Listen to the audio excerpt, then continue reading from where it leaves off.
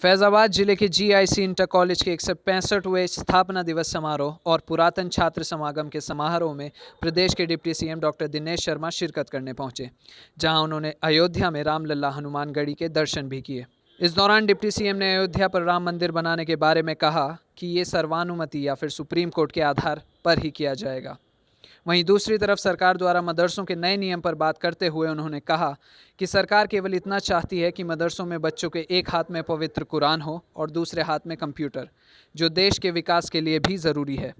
वहीं यूपी में भगवाकरण पर भी उन्होंने कहा कि सरकार का ऐसा कोई आदेश नहीं है।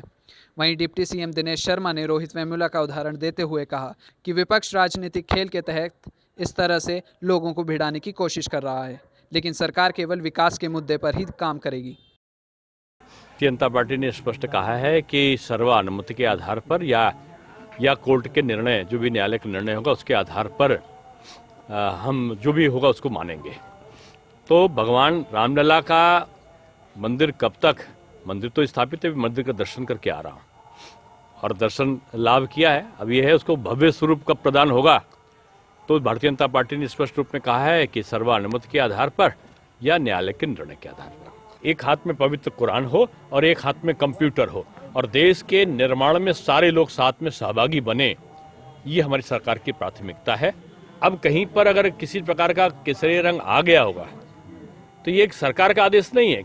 अगर किसी ने किया होगा, किसी ने अनजाने में किया होगा, किसी ने त्रुटिपूर्ण किया होगा, किसी ने समझते हुए किया, तो ये जो व्यक्ति ने किया होगा कहीं तो उसका है, ये सरकार की तरफ से कोई आदेश नहीं है। कि कुछ लोग ऐसे हैं जो इस देश को बांटना चाहते हैं।